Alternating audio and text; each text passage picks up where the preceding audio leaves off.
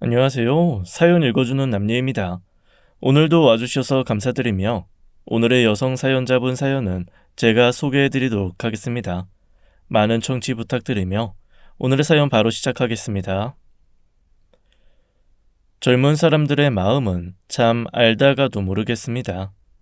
저도 분명 저 나이 때 어른들한테 너희들 마음은 알다가도 모르겠다고 요즘 것들이라는 말을 들었던 것 같은데 어쩌면 도돌이표처럼 저도 똑같이 말하고 있더라고요. 아마 제가 젊은 친구들이 많이 왔다 갔다 하는 곳에서 일을 하고 있어서 더 피부로 느껴지는 것이 많은 것도 이유 중 하나겠죠. 나름 핫플레이스라고 부르는 곳에서 카페를 하고 있거든요. 물론 처음부터 카페를 운영했던 건 아니었습니다. 고만고만한 단층 집들이 옹기종기 모여있던 오래된 동네. 거기서 일찍 남편 잃은 제가 단칸방 집 하나 끌어안고 할 수 있는 건 당시에는 포장마차뿐이었습니다. 제 처지를 안쓰럽게 생각하신 동네 정육점 사장님이 고기 썰면서 나오는 부속들을 거의 그냥 주다시피 하셨고 그걸 가지고 안주를 만들어 포장마차에서 팔기 시작했어요. 2살 터울의 아들 둘을 집에 둘 수는 없으니 하나는 들쳐업고 하나는 포장마차 기둥에 끈으로 묶어서 앉혀둔 채 일을 했습니다. 당시만 해도 사람들이 짓궂기는 해도 대놓고 악하게 구는 경우는 별로 없어서 술에 거나하게 취해 저를 희롱하려던 분들도 등 뒤에 업힌 아이를 보면 얼른 정신 차리시더라고요. 오히려 미안해하며 아이 업은 포대기 안으로 애 용돈이라며 돈 찔러주고 가시는 분도 있었고 앉아서 노는 큰애 선물이라며 의자나 방석 같은 걸 사오시는 분도 있었습니다. 그렇게 손님 동네 사람들의 관심과 사랑으로 애들을 키웠죠. 덕분에 단칸방은 당시에 저한테는 꽤 큰 재산이 되어 돌아왔습니다. 여기저기에서 도움도 받고 대출도 받고 그동안 모은 돈까지 탈탈 털어넣으니 세 식구 살 수 있는 방 2칸짜리 집을 간신히 마련할 수 있었어요. 가진 돈을 다 집에 집어넣으니 다시 모든 것을 처음부터 시작할 수밖에 없었지만 저희 세 식구에게는 그날 이후로 처음 희망이라는 게 생겼습니다.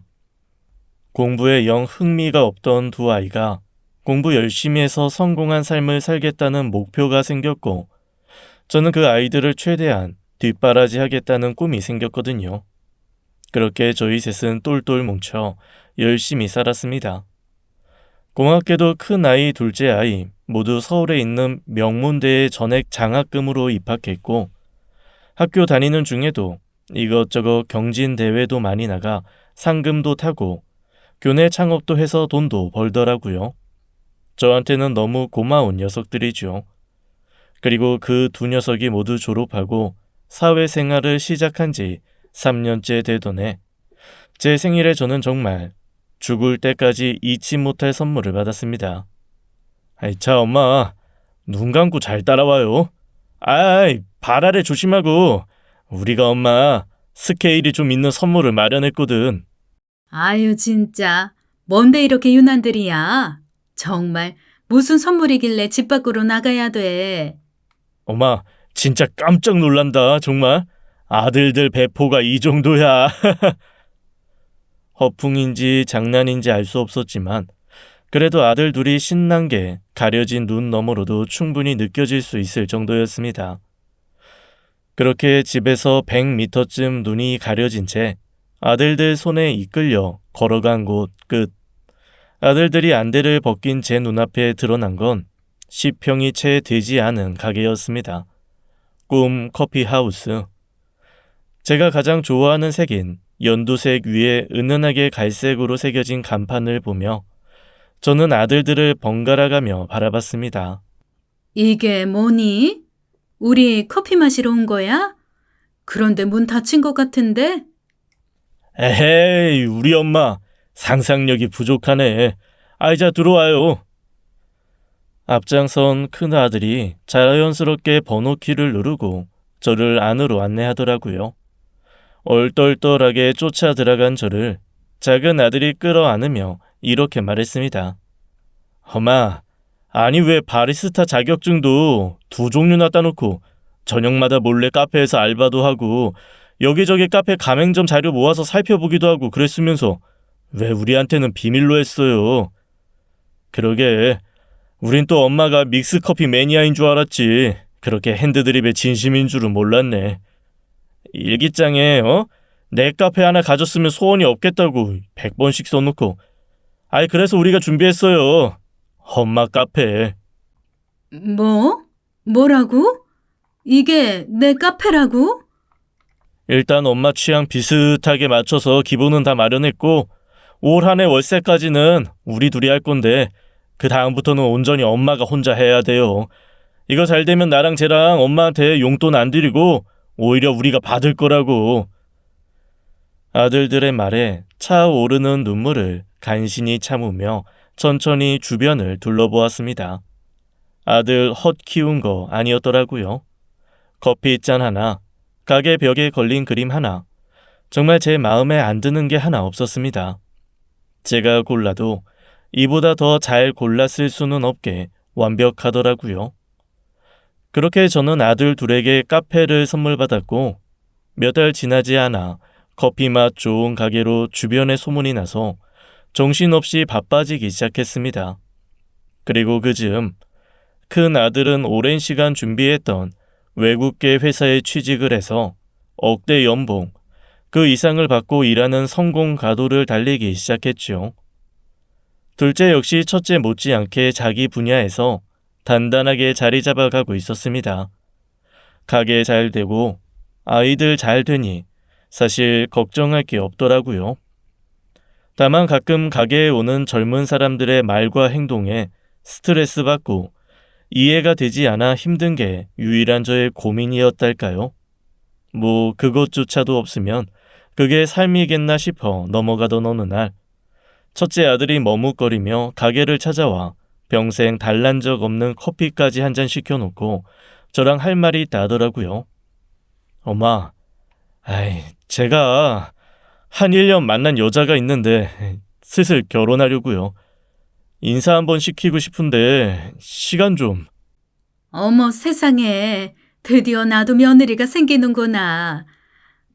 대뜸 밥부터 먹으면 어색할 수도 있으니까 일단 가게로 오라고 해. 커피 한 잔 하지 뭐, 가볍게. 그렇게 저는 며느리가 될 아이를 가게로 불렀고 며칠 뒤 아들은 며느리가 될 아이와 함께 퇴근 시간 즈음 가게로 찾아오겠다 전했습니다.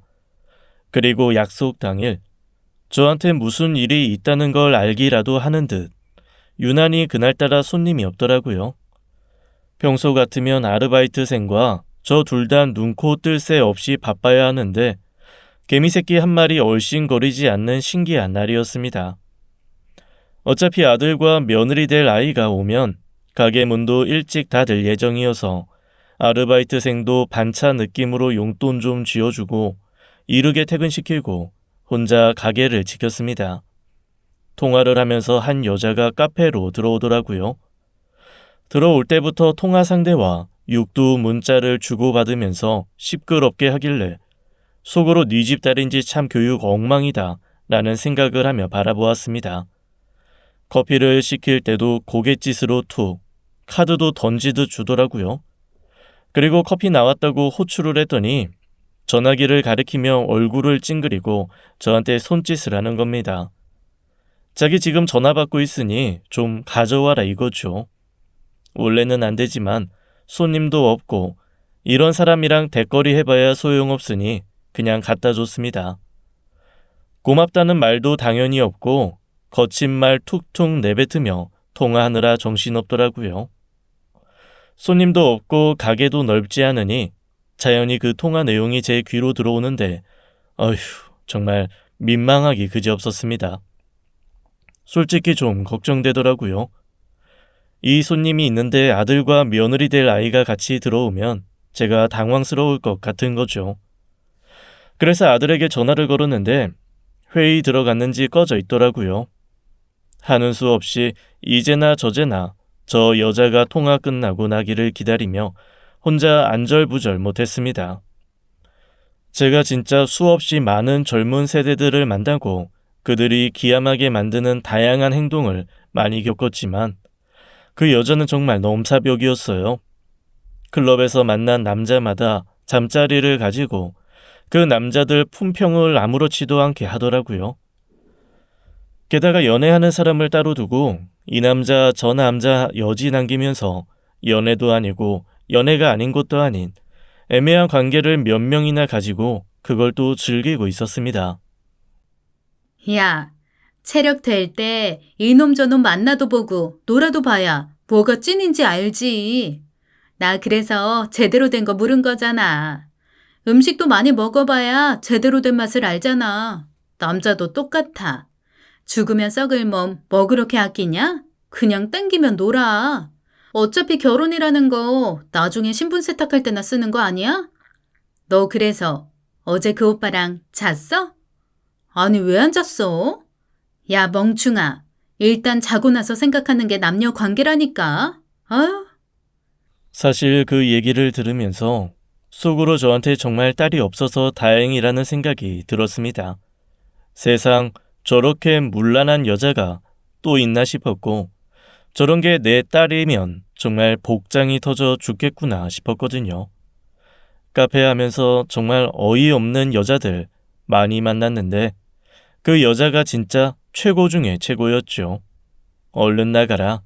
내 아들과 며느리 될 여자 오기 전에 마지막 커피 한 모금 그거 얼른 마시고 나가라 하며 소원을 빌고 있는데 카페 문이 열리고 아들이 들어왔습니다. 왔니? 자기야, 늦는다며. 어머니도 아직 안 오셨어. 아들을 보고 저와 그 여자가 동시에 맞이하며 반응하던 그 순간 저는 저대로 그 여자는 그 여자대로 서로 당황해서 그 자리에 얼어버렸습니다. 저 막장의 끝판왕이 제 아들의 여자친구라는 사실에 저는 머릿속에 혈관이 터져 나갈 것 같았고 그 여자는 있는 대로 떠들어댄 싼 입에서 나온 말을 다 들은 제가 시어머니라는 사실에 나름 혼비백한 모양이더라고요. 그렇게 서로 어색함이 극강에 달한 채 마주 앉아 있는데 가까이서 얼굴을 보고 저는 다시 한번 등골이 오싹해지는 걸 느꼈습니다. 처음 들어올 때는 선글라스를 끼고 있어서 정확히 못 보았고 그 다음엔 이상한 얘기를 떠들어댈 때는 제가 얘기 듣고 있는 걸 티내지 않으려고 그쪽으로 시선을 주지 않았거든요. 그래서 제대로 얼굴을 본 건 처음이었는데 허라 뭔가 익숙한 얼굴이었습니다. 저의 고등학교 시절을 내내 지옥 불구덩이로 만들었던 동창 그 아이의 얼굴이 거기 있더라고요. 김지선이라는 아이였습니다. 누군가가 우스갯소리로 그러더라고요. 시댁이 지겨워서 시금치도 안 먹고 시장도 가기 싫고 시계도 안 찬다고. 그만큼 시자 들어가는 게 싫다는 말이겠죠. 저는 그렇게 따지면 김밥, 김말이, 김치 다 멀리 해야 하고 우리나라에서 제일 많은 성씨 중 하나인 김씨 역시 깊이 해야 하는 사람입니다. 정말 김지선, 그 아이에게 너무너무 오랜 시간 지독하게 괴롭힘을 당했거든요. 고등학교 내내 매일 아침 어떻게 하면 학교를 가지 않을 수 있을까 고민했을 정도였어요. 높은 곳에서 떨어져 다리가 부러지면 안 갈 수 있으려나, 차에 치이면 안 갈 수 있으려나, 제 몸 다치고 고장날 방법을 100만 가지는 생각하게 만든 사람이 바로 김지선입니다. 눈꼬리가 올라가고 눈동자 아랫부분의 하얀 부위가 유난히 많이 보여 그냥 눈을 떠도 누군가를 깔보는 듯한 눈이 딱 그 아이 같더라고요. 혹시나 하는 마음에 그래도 마음을 다잡고 앉아 대화를 나눴습니다. 참 예쁘게 생겼네. 부모님 중에 누구 닮았어요? 아, 저요? 저 엄마 판박이에요. 엄마랑 지금도 같이 나가면 언니 동생 소리 들을 정도로 똑같아요. 아, 맞아 엄마. 안 그래도 얼마 전에 우연히 집에 놀러 갔다가 어머님 학생 때 사진 봤는데 와, 나 이 사람이 타임머신 타고 가서 사진 찍은 줄 알았잖아. 아, 그래? 어머니 연세가, 엄마랑 동갑. 그래서 안 그래도 우리 결혼하면 사돈끼리 친구 되겠다며 어머니가 좋아하시더라고. 아이, 그러니? 친구처럼 지내면 좋지 뭐. 안 그래도 제가 오빠한테 두 분 성함도 비슷해서 친구하면 정말 좋을 것 같다고 몇 번 말한 적 있어요. 어머님 이름이 이지성 맞으시죠? 그래요. 어머니 성함이 어찌 되시길래? 우리 엄마는 김지선이요. 순간 심장이 쿵 하고 내려앉았습니다. 그 이름이 나오는 순간 저도 모르게 손에 들고 있던 컵을 좀 떨어서 커피를 흘릴 정도였죠. 당황한 아들이 아는 사람이냐고 물었지만 그 질문에 바른 대답을 해줄 수는 없었습니다. 이름을 듣는 순간 저도 모르게 십수년 전 그 시절로 훅 시간 여행을 다녀오듯 기억을 되새기고 말았거든요. 선지파, 김지성과 그 일당을 부르는 말이었습니다. 그 아이들이 지나간 곳에 피바람이 분다고 해서 선지파이기도 했고 그 아이가 아이들을 괴롭힐 때 자주 썼던 게 선지여서 선지파라고도 불렀죠. 사람이 사람을 싫어하는데 이유가 없을 수도 있습니다. 그냥 싫을 수도 있죠. 그런데 그 아이와 그 일당은 그냥이라는 것도 없이 무조건적으로 아무나 무작위로 괴롭혔습니다. 오죽하면 오늘 선지파의 일당으로 다른 아이의 옷에 선지피를 들이붓는 짓을 했던 아이가 그 다음 날은 또 다른 아이에 의해 선지피를 뒤집어 쓰는 피해자가 되는 시기였어요. 서로가 서로를 물어뜯고 괴롭히는 그 와중에 피라미드 꼭대기에 버티고 서서 비웃는 건 늘 김지선 그 아이였습니다. 정육점을 하던 아버지 덕에 소부산물을 늘 넘치게 가져올 수 있었던 그 아이는 꼭 아이들을 괴롭힐 때 자기가 조달한 소부산물을 사용했어요. 소 피를 뿌리거나 억지로 먹이기도 했습니다. 진짜 말 안 듣는 아이는 우르르 끌고 가서 도사라는 공간에 집어 넣어두고 가두기도 했고요. 한참 감수성 예민한 여고생에게 고깃덩어리가 아닌 막 해체된 소가 곳곳에 널브러져 있는 공간은 공포 그 자체였습니다. 저도 그곳에 몇 번 갇혀 기절하기도 했고 한 친구는 그 트라우마를 이기지 못해 극단적인 선택을 하기도 했지요. 하지만 극단적인 선택의 이후에 뚜렷하게 김지선이 영향을 주었다는 증거가 없어서 단순 정학으로 그 사건은 마무리가 되었고 이후 학교에 돌아온 그 아이는 더 악독해졌습니다. 고약한 냄새가 나는 내장 분비물을 머리끝부터 발끝까지 부어 화장실에 가두거나 폭력을 가하는 건 그나마 참을 수 있는 것들이었어요. 말로 쏘아붙이는 상처는 오히려 몸에 남은 상처보다 오래 남더라고요. 야, 너는 거울 보면서 밥 먹어. 바로 네 상판 보고 토 나와서 다이어트가 절로 되겠다. 너희 부모 너 낳자마자 토 안 했냐? 하긴 서로 비슷한 왁구니까 너 같은 걸 만들어서 세상에 내놨겠지. 아, 벌레 새끼들. 지금 우리 엄마 아빠한테 그런 거야? 헐, 꼴에 또 부모 욕했다고 분노해? 야, 네 애비도 네 애미 상판 보기 싫어서 일찍 뒤진 거 아니야? 아니지. 딸년 꼴 보기 싫어서 뒤졌나? 아우, 조만간 엄마도 골로 가겠네. 끼리끼리 논다는데 남편 따라가지 않겠어? 축하한다, 예비 고학년. 저희 아빠, 제가 고등학교 1학년 때 사고로 돌아가셨습니다. 피에 젖은 교복을 빨아도 그 붉은기가 지워지지 않아 제가 울면서 빨고 있었거든요. 아빠가 그걸 보고 마음이 아파 교복이라도 하나 새로 사주려고 새벽에 공사장 나가셨다가 높은 곳에서 떨어져 돌아가셨습니다. 한동안 저는 아빠가 저 때문에 돌아가셨다는 죄책감에 밥도 못 먹고 울기만 했고 엄마는 졸지에 가장이 되어 슬퍼할 새도 없이 생활 전선에 뛰어들었죠. 그나마 다행인 건 공사장 내의 안전장치 미비로 인한 업주 과실인 걸로 판정되어 어느 정도 보상금이 나왔다는 거였습니다. 그런데 저와 엄마의 살 길을 열어준 그 보상금이 그 아이에게는 비웃고 놀릴 수 있는 소재가 된 거죠. 그날 이후 아빠 목숨값으로 먹고 사는 천하의 불행하고 못된 아이로 저를 몰더니 나중에는 차마 들어 넘길 수 없는 말까지 하더라고요. 결국 저는 예비 고아년이라는 말을 듣고 그 자리에서 기절하고 말았습니다. 하지만 그날 이후에도 집요한 괴롭힘은 이어졌고 졸업하면 끝날 줄 알았던 괴롭힘의 절정은 그 이후에 발생했습니다. 제가 아빠 돌아가신 후 트라우마를 치유하기 위해 시작한 봉사가 있었거든요. 독거 노인들에게 도시락을 만들어서 배달하는 거였는데 엄마도 저도 손맛이 있는 편이라 시작한 지 얼마 되지 않아 나름 핵심 멤버가 되었습니다. 괴롭힘의 아빠의 죽음까지 공부에 힘 쏟을 환경도 되지 않아 대학 진학도 하지 않고 거기서 봉사하며 마음을 추스르던 그때 제게 다가온 한 남자가 있었어요. 처음에는 같은 봉사자인 줄 알았는데 알고 보니 그 봉사단체를 후원하는 기업체 대표님의 아들이더라고요. 저희는 금세 사랑에 빠졌고 결혼을 약속했습니다. 그렇게 제 인생이 한번 빛을 보나 하던 그때 김지성 그 아이가 다시 나타났어요.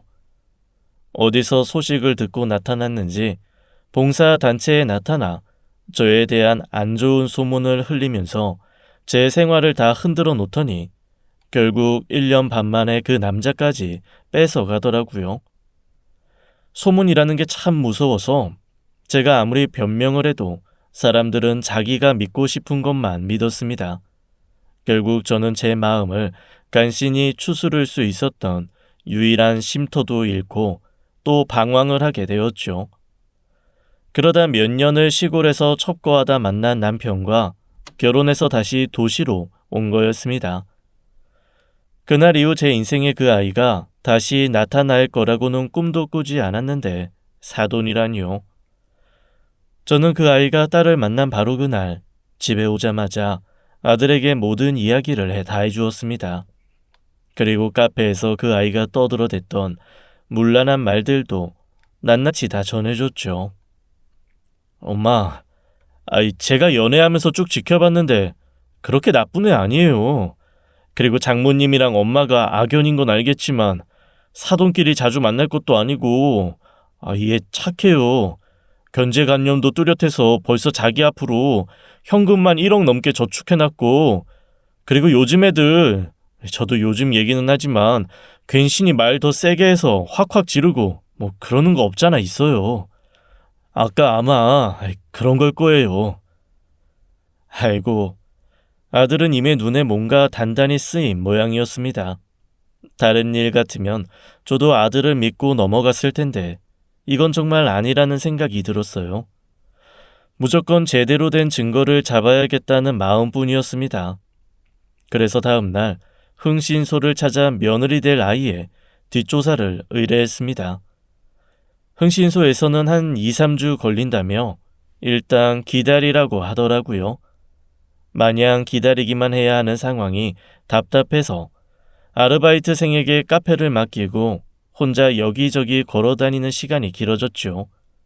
그러던 어느 날 저는 옆 동네에서 며느리 될 아이가 다른 남자의 팔짱을 끼고 모텔가가 즐비한 곳에 있는 술집으로 들어가는 것을 봤습니다. 남자와 아주 다정한 데다 손에는 꽃다발까지 들고 있더라고요. 이거 흥신소가 문제가 아니라 내가 바람피는 현장을 잡겠구나 싶어 부랴부랴 따라갔죠. 일단 핸드폰 카메라부터 켜고 그 둘이 들어간 방으로 벌컥 문을 열고 뛰어들어갔습니다. 내가 이럴 줄... 엄마. 엄마가 여기는 왜? 이게 무슨... 방 안의 풍경은 예상했던 것과는 전혀 다른 것이었어요. 풍선이 주렁주렁 달려 있었고 아들 커플뿐 아니라 저도 익히 아는 아들 친구들까지 우르르 앉아 있더라고요. 다들 웃고 떠들며 신나게 놀다가 카메라를 켜고 뛰어 들어간 저를 보고 이건 대체 무슨 상황인가 싶어 벙찐 모습으로 저를 바라봤습니다. 어머, 어머니, 이상한 영화 너무 많이 보신 거 아니에요? 대체 무슨 더러운 생각을 하고 나타나신 거예요? 뭐? 더러운 생각이라니.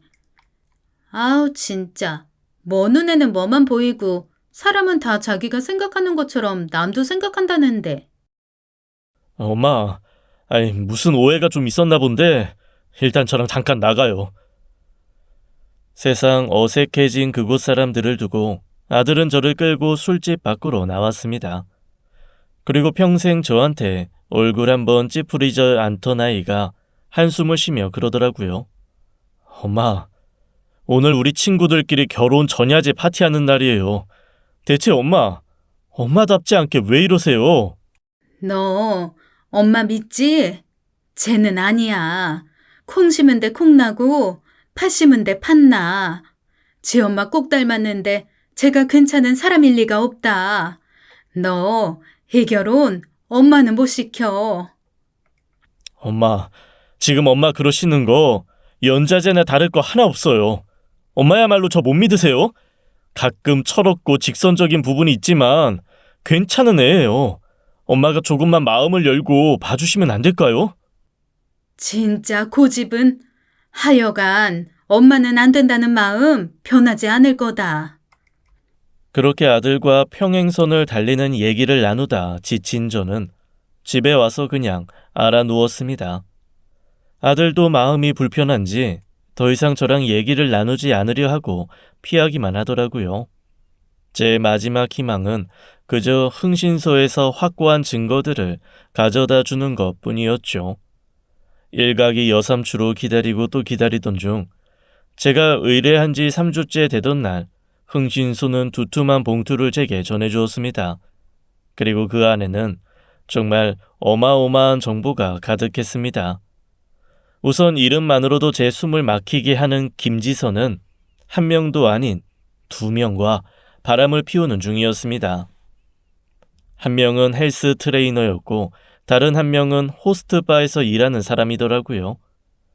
뭐 두 번째는 거의 연애라기보다는 후원자에 가까운 사이겠지만 어쨌건 두 남자를 오가며 아슬아슬한 연애를 하는 중이었습니다. 사방팔방 얼마나 모텔을 드나드는지 어떤 날은 오전에는 트레이너, 오후에는 호스트바 직원을 만나며 아주 바쁘게 살더라고요. 그리고 예비 며느리는 진짜 예비 며느리라고 부르기도 싫지만 여튼 그 아이는 자기 엄마 못지않은 화려한 과거를 보유하고 있었습니다. 제 아들이 아주 자랑스럽게 결혼할 아이가 현금만 1억이 넘게 모았다고 그걸 성실함의 증거로 제게 말해줬었거든요. 그런데 그 돈이 남자들을 만난 대가로 받은 돈이더라고요. 어이가 없었습니다. 대학을 간신히 들어가긴 했더라고요. 하지만 그 대학도 제 아들한테는 전공이 맞지 않아 중퇴를 했다고 했는데 제가 알아보니 교수와의 스캔들로 학교에서 쫓겨난 거나 다름이 없었습니다. 그 교수도 학교에서 쫓겨나 지금은 어느 지방에 있는 학원을 전전하며 강사로 살고 있다고 하더라고요. 그 사람이 예비 며느리 아이한테 여전히 미련을 버리지 못하고 가끔 연락을 하는 모양이었는데 세상에 그 사람하고도 지금까지도 가끔 만남을 가지더라고요. 뿐만 아니라 아예 대학 중퇴 후에는 전문적으로 오피스텔 하나 빌려서 불법으로 남자들을 만나는 일을 했는데 그때 번 돈이 제 아들한테 얘기한 그 현금이었던 겁니다. 어쩐지 아이가 머리끝부터 발끝까지 명품을 주렁주렁 달았는데 그 모든 것들이 하나도 좋아 보이지 않는다라고 생각을 했는데 그 이유가 다 있더라고요.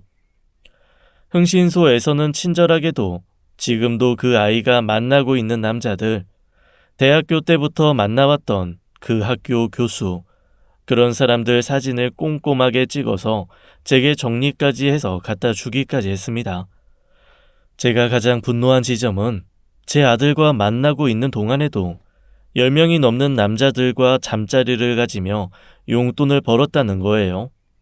제 아들은 그것도 모르고 직장을 다니는 건 아니지만 프리랜서로 충분히 자기 밥벌이하고 있다고 제게 설명했거든요. 앞으로도 살림하면서 아들 돈만 받아서 쓰는 게 아니라 자기가 용돈 정도는 벌어서 쓰겠다고 했다며 뿌듯해했던 게 기억납니다. 그 용돈 벌이라는 프리랜서 아르바이트가 몸을 가지고 하는 일이라는 건 제 아들도 몰랐던 거겠죠. 그러면서 흥신소 사람이 이런 건 너무나 많이 봤다는 듯 정말 뻔한 상황이라며 이렇게 말을 해줬습니다. 사모님, 저희가 뭐 이런 케이스 한두 번 봅니까? 이런 여자들 뻔해요. 함부로 몸 굴리고 살다가 이제 늙고 얼굴에 주름도 생기고 지 찾아주는 남자도 좀 떨어지고 하니까 뭐 신분세 딱 싹 해서 어디 좋은 데 시집 가려는 거죠. 사모님인 척 고상하게 살려는 건데 사실 얼마 못 갑니다. 얼마 못 간다뇨? 그게 무슨 말씀이세요? 이런 여자들 평범한 월급쟁이 남자한테 절대 시집 못 가요. 지가 하룻밤에 벌어본 돈이 있는데 이게 자기가 노력해서 몇백만 원을 벌어본 사람은 몇십만 원 쓰는 것도 아까워할 수 있는데 큰 노력 안 하고 큰 돈 벌어본 사람은 만족을 못 하거든. 사모님 아들이 돈 좀 벌죠? 아마 그래서 들러붙으려고 신분 세탁해서 접근한 걸 거예요. 갑자기 손발이 덜덜 떨려왔어요. 그리고 흥신소가 전해준 사진을 차곡차곡 챙겨서 아들을 불렀어요. 아들은 제가 또 무슨 얘기를 하려나 반쯤은 기대 없는 얼굴로 다가와서 제 앞에 털썩 앉더라고요. 저는 말없이 아들 앞에 제가 조사한 걸 내밀었습니다. 처음에 흥신소 이름이 붙은 봉투를 보고 아들이 저를 보며 얼굴을 찌푸리더라고요. 엄마, 걔한테 사람같이 붙였어요? 아니 뭐 나올 것도 없었을 텐데 뭐하러 이런 데 돈을 써요? 엄마도 진짜 나한테 진짜 왜 이래요? 잔소리 하지 말고 봐. 일단 보고 얘기해. 아들은 아무 생각 없는 얼굴로 하나하나 사진을 넘기기 시작했어요. 하지만 점점 표정이 굳더라고요. 그리고는 가장 최근까지도 자기랑 사귀고 있는 그 아이가 다른 남자와 모텔 드나들고 자기가 지금 살고 있는 오피스텔에 남자를 끌어들이는 사진까지 보고는 손을 덜덜 떨며 한참을 숨을 몰아쉬었습니다. 그런 아들의 모습을 보는 제 마음도 편하지는 않았죠. 하지만 차라리 결혼 전에 모든 걸 알고 헤어지는 게 낫지 결혼한 다음에 이 모든 걸 아는 건 더 큰 일이라는 생각 때문에 아들한테 말을 할 수밖에 없었어요. 이거 어떻게 할 거야? 아들은 한참 동안 아무 말이 없었습니다. 그리고는 차분한 얼굴로 고개를 들고 이렇게 말하더라고요. 엄마, 상견례 한번 하시죠. 뭐라고? 너 미쳤어? 지금 이 상황인데 결혼을 강행하겠다는 거냐? 아니요. 우선 엄마한테 죄송해요. 엄마 말 안 믿어서. 그리고 저도 사실 곰곰 생각을 해봤는데 이렇게까지 엉망진창인 상황까지는 생각 안 했지만 여튼 장모님, 아니 이 여자의 엄마한테 사과는 받게 해드리고 싶었거든요. 그 방법을 좀 고민하고 있었는데 이건 보니까 사과가 아니라 엄마도 뒤집어 엎는 상황 해보셔야 되지 않겠어요? 뒤집어 엎다니? 뭘 더 뒤집어 엎어? 엄마, 이때까지 쌓아온 한 번은 푸셔야죠. 그 자리가 상견례 자리가 되면 어떨까 싶어요. 그러니까 그냥 엄마 상견례 해요. 엄마의 행복해야만 했을 어린 시절 망친 그 사람 뺨이라도 한 대 치셔야 될 거 아니에요. 아들의 말을 듣는 순간 갑자기 무언가 눈앞을 가리고 있던 안개가 걷히는 것 같았습니다. 왜 내가 이 나이 되도록 그 이름만 들으면 덜덜 떨 만큼 못나게 굴었을까 싶은 생각이 드는 거예요. 그래, 한번 사는 인생, 한번 제대로 치받아 보기는 하자라는 생각이 들어 아들에게 상견례를 진행시키라고 했습니다.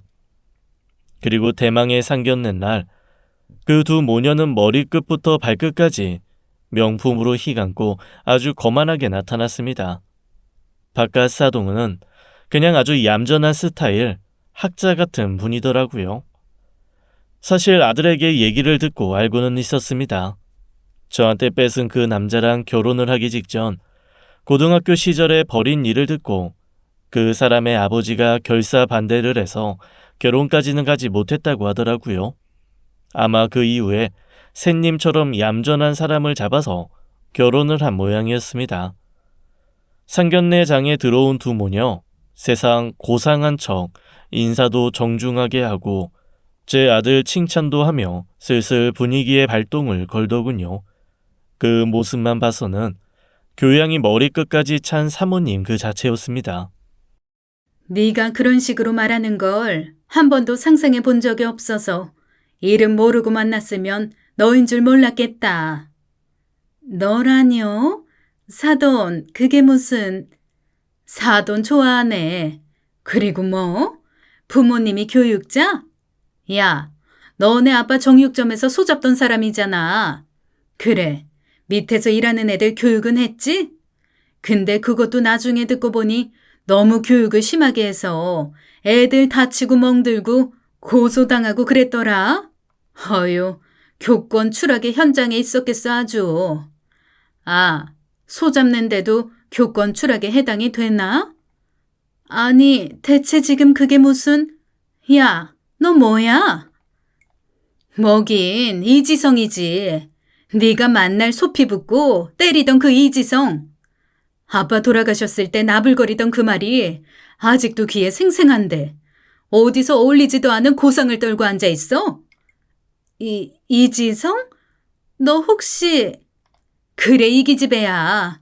이제 기억나냐? 너야말로 놀아 제끼면서 사람 죽이고 아무렇지도 않던 시절 아주 세탁 잘했나 보다. 허이야, 비법 좀 알자. 아, 얘가 지금 무슨 소리를... 그래, 동창인 건 기억나는데 너 나를 다른 사람이랑 착각한 것 같은데? 놀고 있네. 야, 어울리지도 않는 연기하지 말고 그냥 본성 드러내. 너 지금 맞박에 핏줄 섰어. 그건 학생 때나 지금이나 똑같네. 선지파, 공격 신호등, 김지선 맞박 핏줄. 야! 학교 다닐 때도 그랬거든요. 조금만 심기가 상하면 이마에 핏줄이 섰는데 본인은 그게 엄청 콤플렉스였습니다. 그래서 대놓고 앞에서는 말하지 않았지만 다들 뒤에서는 수근수근 선지파 김지선, 공격 신호등이 맞박에 있는 핏줄이라고 비웃었는데 그걸 제가 건드리니 폭발하더라고요. 그 모습에 놀란 건 박간사돈이었습니다. 아니 이게 지금 무슨... 아이 당신 통창이 맞아? 선지파는 뭐고 맞박 핏줄은 또 뭐야? 저분이 하신 얘기가 다 진짜야? 당신은 어차피 쫄래쫄래 따라온 거면 그냥 가만히 있어요. 그래, 네가 아주 단단히 마음먹고 나온 모양인데 너 내가 여기서 딸 때문에 깨갱하면서 사과하고 그럴 거라고 생각했으면 너 나를 너무 무르게 본 거야. 사과? 누가 받아는 준대? 그래, 할 생각도 없으니 받을 일도 없지. 그 상판 보니까 기억나네. 더럽게 재수없는 년. 지혜비 잡아먹은 팔자 더러운 년. 아니, 어떻게 또 오늘 그렇게 불구죽죽한 걸 처입고 왔대? 왜? 내가 쏟아준 소피 물든 옷이 그렇게 마음에 들디? 네 년 나오는 거 알았으면 내가 선물로 한 바가지 가져올 걸 그랬다. 굳이 무겁게 뭐하러. 이미 네 인성 자체가 피바다인데 그렇게 들어올 때부터 고상 떨면서 가식만 안 부렸어도 내가 좀 더 구경하려고 했는데 야, 진짜 역겨워서 더 이상은 못 봐주겠더라. 너는 그게 문제였어. 아가리 재수 없는 거. 하여간 재수 털려서 오던 복도 밀어내는 그 주둥이. 아, 안 그래도 들었다. 사별했다며? 넌 참 남자복도 없다. 애비 잡아먹은 게 남편도 잡아 쳐드셨네. 아주 박복의 극치야. 차라리 아들 낳은 게 낫다야. 딸은 엄마 팔자 닮는다는데 너 닮았으면 네 딸도 남편 잡아먹었을 거 아냐. 그러게. 나도 딸이 엄마 팔자 닮는다는 말 사실 별로 안 믿었는데 너 보니까 믿어지네. 아주 맹신하게 되더라고. 너 남자 많은 거 네 딸도 아주 주변에 남자가 드글드글 하더라. 뭐? 너 말 조심해. 나도 사람한테는 말 조심해. 사람 아닌 것들한테는 굳이 그럴 필요 없어서 안 하지만 너 예전에 나랑 결혼할 뻔한 사람 꼬셔서 가져가더니 결국 그 집에서 네 고등학교 때 만행 알고 꺼지라고 뻥쳤다며? 저분한테는 잘 숨기고 살았나 봐. 워낙 좋은 인품의 남자라 누구 남편처럼 마누라 두고 죽어버리는 책임감 없는 사람도 아니고 과거는 필요 없다고 해주더라고. 아, 그래? 과거는 필요 없고 그럼 현재는? 저는 그 말을 하면서 마치 카지노에서 딜러가 한 장 한 장 카드를 늘어놓듯 그 남자 앞에 김지선이 바람피는 증거들을 한 장 한 장 펼쳐 놓았습니다. 5장쯤 펼치고 제 손에 20장이 넘게 들려 있었는데 사진마다 옷도 다르고 남자도 다르니 바깥 사돈이 어이가 없다는 듯 사진을 들고 손을 덜덜 떨더라고요. 필요하시면 따로 말씀해 주세요. 사진, 동영상, 날짜별로 어디서 누구랑 뭐 했는지 기록된 거 고스란히 넘겨드릴게요. 야, 이 미친! 순간 그저 얌전한 사람인 줄만 알았던 바깥 사돈이 벌떡 일어나 버럭 소리를 지르며 김지선을 향해 뺨을 날렸습니다. 몸이 휘청하며 의자 위로 넘어져 뒤로 살짝 밀린 정도로 엄청난 힘이었어요. 나중에 알고 보니 바깥 사돈께서 태권도 국가대표까지 하다가 은퇴한 운동선수 출신 사업가였더라고요. 게다가 태권도 선수 시절 가장 잘했던 특기가 격파였대요. 그 힘으로 뺨을 맞았으니 제 아무리 기센 여자라도 정신이 아찔해졌겠죠. 한 대 더 때리려는 듯 손을 다시 치켜 올리는 그 순간 악에 바친 김지선이 저를 향해 달려들었습니다. 아마 예전 같으면 고스란히 머리채 내주고 당했을 거예요. 하지만 저 예전과는 다른 사람이 되었거든요. 무엇보다 여기서 제가 밀리면 제 아들 인생이 말린다는 생각을 하니 초인적인 힘이 솟았습니다. 여자는 약해도 엄마는 강하다지요. 그때 제가 딱 그랬습니다. 이 미친 것이 어디 잘났다고 달려들어서 힘으로 해결하려고 해? 너 내가 아직도 만만해 보이냐? 저는 달려드는 그 아이의 팔목을 꺾어 테이블에 내려치고 바로 뺨을 한 대 날렸습니다. 자기 남편한테 맞은 데를 또 맞으니 얼마나 아팠겠어요. 먼저 맞은 곳이 가라앉기도 전에 맞았으니 아마 2배, 3배 더 아팠을 겁니다. 그래서 제가 나름의 배려를 해줬죠.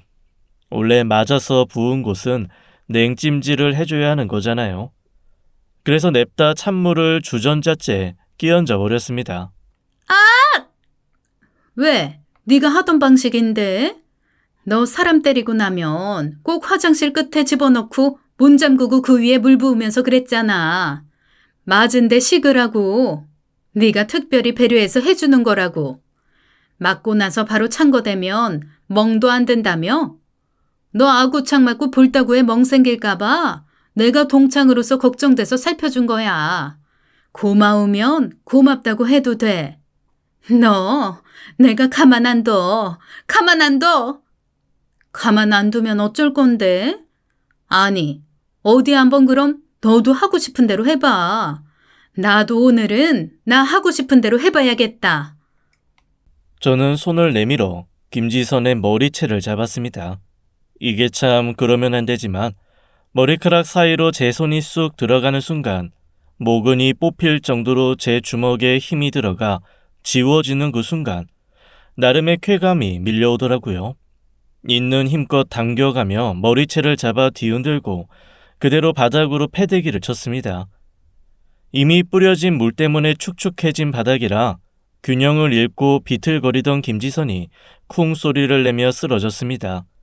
그 와중에도 악다구니는 멈추지 않더라고요.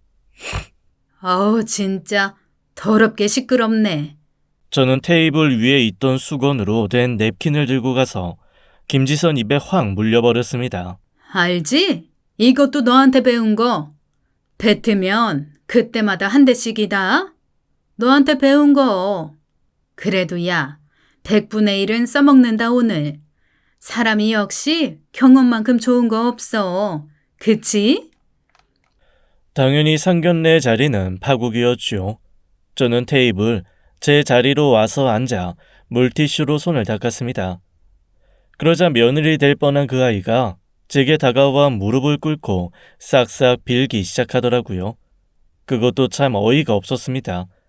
자기 엄마가 뺨이 너덜너덜해지게 맞고 물에 홀딱 젖은 채 산발하고 바닥에 있으면 일단 엄마부터 가서 일으키거나 돌봐야 정상 아닌가요?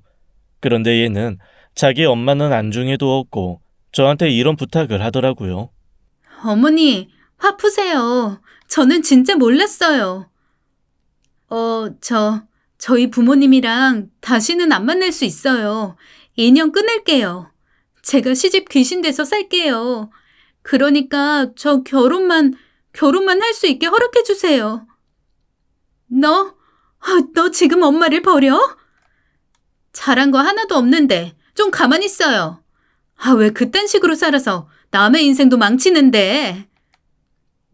그 엄마의 그 딸이네 진짜. 너도 꺼져.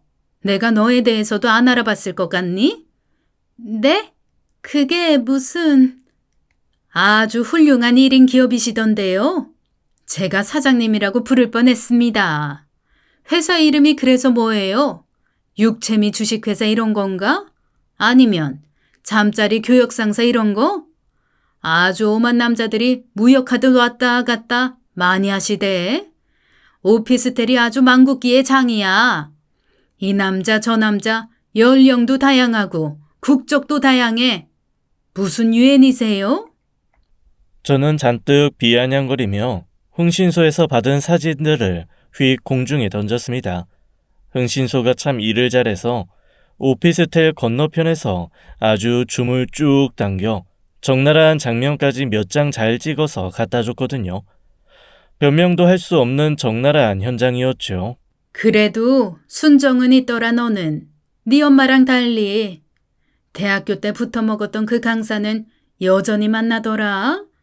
그 남자 네가 자기랑 결혼할 거라고 아주 철석같이 믿고 있던데. 너 그 남자한테 결혼해서 지방에 학원 같이 운영하자고 했다며? 그걸 어떻게... 내가 하는 말을 안 믿길래 내가 모셔왔지. 그냥 그 사람이랑 결혼해. 그 사람만큼 너 좋아하는 사람도 없겠더라. 고아에 돈 없고 가진 거 없어도 너 좋다잖니. 거기 한 선생님 다 들으셨죠? 나오세요.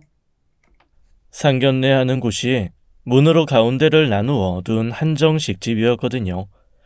벽인 줄 알았던 문이 열리며 그 쫓겨난 대학 강사가 어리빠진 모습을 드러냈습니다. 자기야, 나는 정말 저 아줌마 말 안 믿었는데 그러면 내 아이 가졌다고 좋은 산후조리원은 미리 예약해야 한다고 가져간 2천만 원 그것도 다 거짓인 거야? 망연자실한 모습으로 털썩 주저앉는 남자를 보며 쿵 테이블을 치며 일어난 사람은 바깥 사돈이었습니다. 성큼성큼 걸어가 자기 딸의 뺨도 있는 힘껏 내리치더라고요. 그대로 그 아이는 자기 엄마가 쓰러져 있는 바닥으로 쓰러지며 겹쳐 넘어졌습니다. 내 그동안 두 모녀가 아나무인 못돼 먹은 집 좀 간간히 한다는 거 알고 있었는데 이딴 식으로 살았어? 둘 다 오늘부로 내 호적에서 아웃이야. 당신 집 들어올 생각하지 말고 너는 네 엄마랑 같이 살건 저 남자랑 같이 살건 오늘부터 내 딸 아니니까 그런 줄 알아. 그렇게 버럭 화를 낸 바깥 사돈은 뒤도 돌아보지 않고 떠났습니다. 두 여자만 황망한 얼굴로 바닥에 주저앉아 있었죠. 거기에 여전히 미련을 못 버리고 멍청하게 자기한테 돌아오라고 울며 비는 그 한 선생이라는 사람까지 아주 가관이었습니다. 야, 내가 마지막으로 딱 한마디만 하자. 뭐? 너 나보고 아빠 잡아먹고 남편 잡아먹었다 그랬지? 적어도 그 두 사람은 천국이라도 갔을 거야. 그런데 넌 네 자식 인생 조지고 너도 나락이잖아. 게다가 지금까지 한 짓이 있어서 종착역은 지옥이라고. 축하한다. 인생 대차게 말아먹고 노년에 그 집꼴로 나앉은 거. 정 굶어 죽겠으면 한번 찾아와. 너 좋아 죽는 선지 한 그릇 대가리에 부어줄게. 저는 그렇게 마지막 한마디를 남기고 아들의 손을 잡은 채 유유히 밖으로 빠져나왔습니다.